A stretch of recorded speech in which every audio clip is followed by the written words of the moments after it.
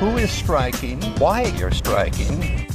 September 20th is going to be a youth-led climate strike across the country and around the world. For me, this is really personal because I live in a minority community, and also being disabled, we're the most vulnerable when it comes to environmental disasters.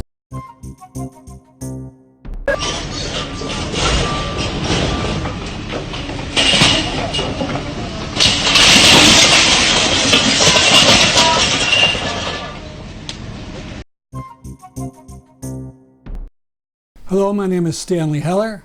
Welcome to The Struggle. A week of climate strike activity approaches. Two videos from 350.org. One Q&A, the other about German youth.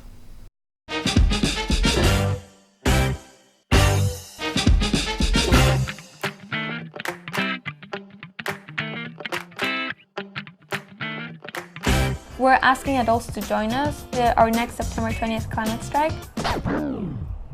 I don't really know what that is. Who is striking, why you're striking. September 20th is going to be a youth-led climate strike across the country and around the world. For me, this is really personal because I live in a minority community, and also being disabled, we're the most vulnerable when it comes to environmental disasters. Why at this time? Striking is really our last resort, and we're using it because this is a climate catastrophe. Catastrophic, irreversible. Literally cannot be reversed. You may not be around to see the effects of climate change, but I will, and your grandchildren will. ¿Cómo podríamos apoyar las personas grandes a los jóvenes? Por favor, salen con nosotros septiembre 20, la huelga de su trabajo o de su escuela, lo que sea, si tú puedes, para que se concentren en lo que está pasando el cambio climático. How does this work? Yes. The website is globalclimatestrike.net. Okay. And there you can receive all of our information as to any questions you may have. Y puedes buscar en el internet a dónde encontrar una huelga cerca de ti. If your local area doesn't have a mass strike like here in New York, go out with your friends, go to your local municipal building and take space there. Sit in front of it and call to action. A lot of people tell me like what gives you hope, and to be honest, what gives me hope is the action that we're taking. Gracias, abuelita. I'm creating change in Germany by mobilizing together with thousands of other young people every Friday for the climate. I'm Luisa Neubauer, I'm 22 years old, I'm based in Berlin and I'm a climate activist.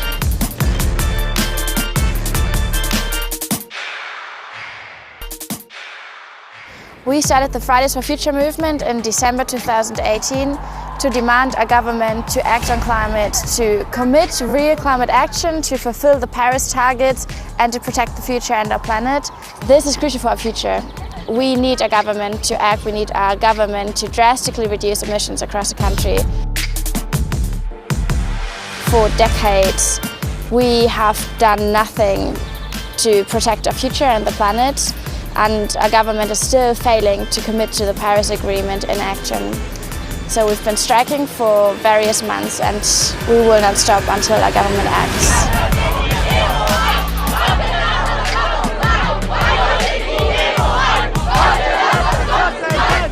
Europe thrives from diversity.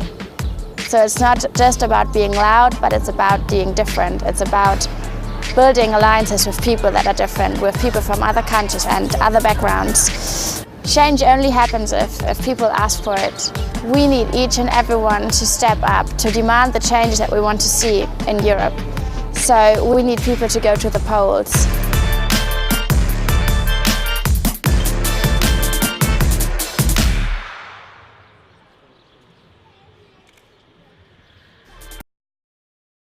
From Brisbane, Australia, young people sing a song about climate written by Palestinian Phil Monsour. The Garden of Eden is no more.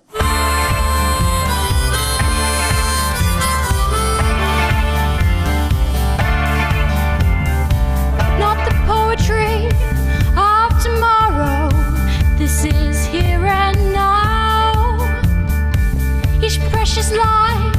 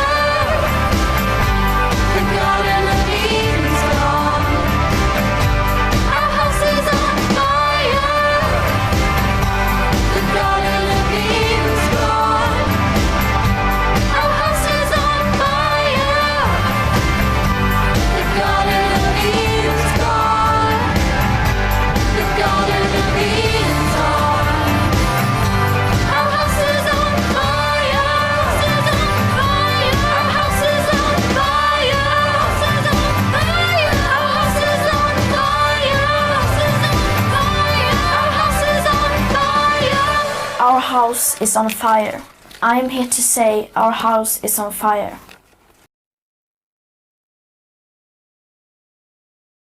On Friday, September 20th, there'll be a demonstration on the first day of the climate strike in Hartford, Connecticut at the Capitol at noon.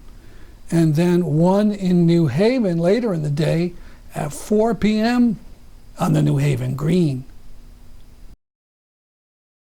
Consider the rather bold climate preservation ideas of promoting enduring peace. Their banner says, "Seize and replace the fossil fuel industries, plan a smokestack-free economy." Frankly, it is hard to believe that the pampered corporations that have for generations had a business model where they burn fossil fuel and then throw their waste CO2 into the atmosphere will ever be wrestled into accepting regulation and limitation and taxes and an end to their immense subsidies. So promoting enduring peace's idea that the Exxons and similar corporations need to be taken over is reasonable. Of course, they'll be compensated for their value minus the trillions in damage they've caused to the atmosphere of the earth. For more details, see peace.org. Democracy Now! Reports on a recent Saudi-U.S. atrocity bombing in Yemen that killed 100 people. The Saudis supposedly were targeting Yemeni Houthi fighters. The Houthis say the building that was attacked was being used by them as a prison, and almost all the people killed were prisoners. UN investigators said Tuesday the United States, Britain, and France may be complicit in war crimes by arming the Saudi-led coalition that's led a bombing campaign in Yemen, which has killed tens of thousands since 2015 and caused the death by starvation of an estimated 85,000 children. This comes as aid workers say over 100 people were likely killed Sunday when air raids launched by the U.S.-backed Saudi-led coalition leveled a prison in the southwestern city of Damar. This is Asa Mohammed, a prisoner who survived Sunday's attack. The first strike came with the plane. I was by the window. I then went under the window as the walls came tumbling down my back. There were 8 people in the room and a total of 100. After the airstrikes, after about half an hour to an hour, they came to rescue people in the rooms yelling. I was yelling from underneath the rubble. 2020 presidential hopeful Bernie Sanders, who spearheaded the Senate's passage of a war powers resolution that would end U.S. involvement in the Yemen war, tweeted, quote, U.S. bombs, logistical support, and intelligence for the Saudi dictatorship's airstrikes make us complicit in this nightmare. Congress has declared this war unconstitutional. We must now stand up to Trump and defund all U.S. involvement in these horrors, Sanders said. So the UN says the Saudis and U.S. may be committing war crimes in Yemen after 4 years of hideous bombing, murder from the air. The worthless United Nations can't determine that the Saudi royals and Obama and Trump have been committing war crimes almost daily. 2 minutes on Syria. There's been another shaky truce arranged by Russia and Turkey. And as with every truce, when people get the opportunity, they come out and they demonstrate for liberty and freedom. Notice in the video, you'll see the flags of Free Syria.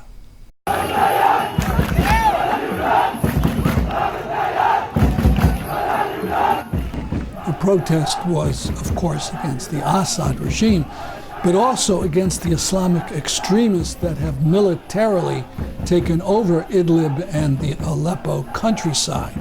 The group, the HTS, the Hayat Tahrir al-Sham. This video is from demonstrations in 3 different cities and towns against the leader of HTS, a man who calls himself al-Jalani. Slogans included, "O Idlib, curse your traitors. Al-Jalani is the one who sold you out, and he is handing in your towns." And in Ariha city, the demonstrators chanted, "Ariha is free, and Al-Jalani has to go out. Jalani, you are nothing, and we do not want you anymore." And in Ma'arat al-Nu'man, they chanted, "Down with Al-Jalani."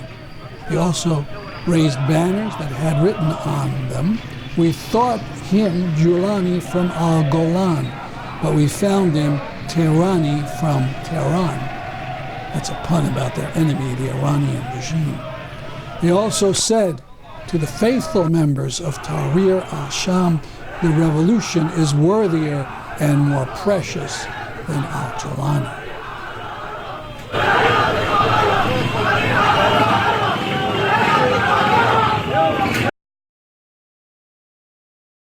In Palestine, in Hebron, settler children try to stop a woman from video recording an incident.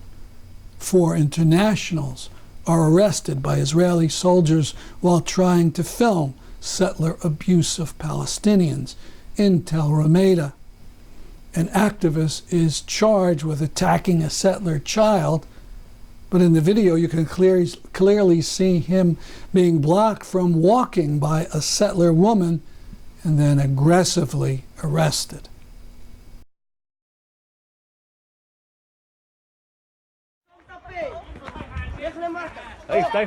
There's a problem. תוציא למטה! תוציא למטה! תוציא למטה! מה הבעיה שלך? תוציא למטה! תוציא למטה! תוציא למטה! תוציא למטה! תוציא למטה! איך אתה מסתכל? מה? שבת היום, אל תצלמי אותנו, לכי מהבית שלנו. אוכל בית! יאללה, לכי למטה! לכי למטה! אל תגיבי. עופי מפה, שקט, סתמי את הפה! סתמי את הפה! עופי מפה!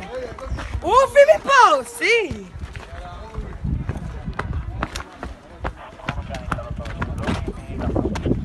לרדת, רדו עוד, לרדת.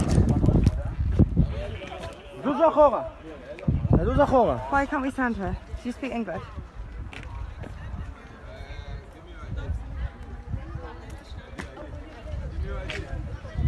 עמוד כאן לידי. זוז אחורה.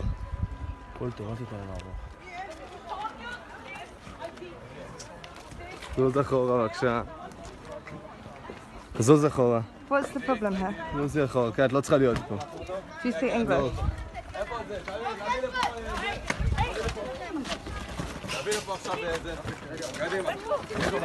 What are they doing? Go.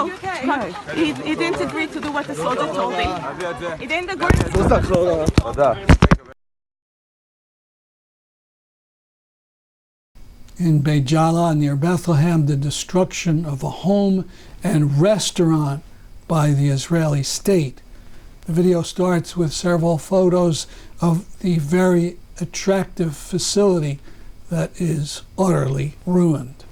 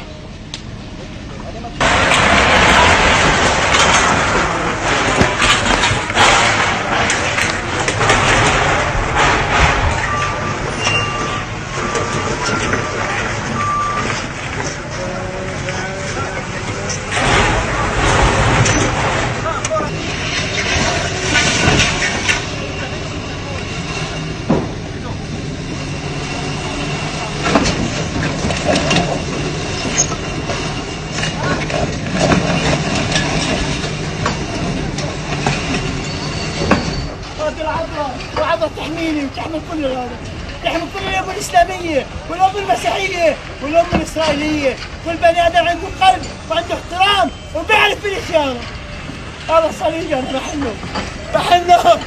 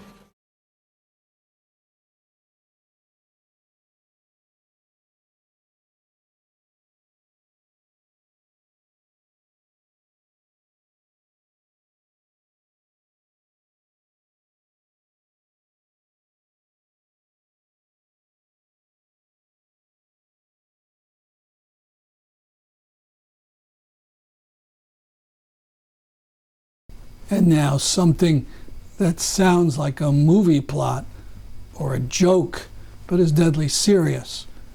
Amnesty International talks about killer robots. Killer robots. Exciting, right? I mean, who hasn't settled down for a night of far-fetched sci-fi in the comfort and safety of their own home? The trouble is, in the real world, killer robots are fast becoming science fact and may pose a new and little known threat. If a robot kills a human, who takes responsibility? Hi everyone, I'm Yasha Michelle and welcome to Amnesty International's channel.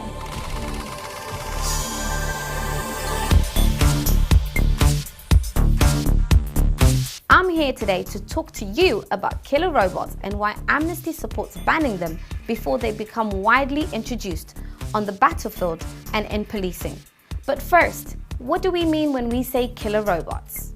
Is it Arnold Schwarzenegger's Terminator, first trying to destroy the human race, then coming to our rescue? I'll be back. Or the Daleks from Doctor Who, hell-bent on destruction but armed only with a plunger and a whisk? Exterminate! Or are we talking more Star Wars, where the bad droids are a menace, but the good droids are there to help Luke Skywalker? Will be destroyed for sure.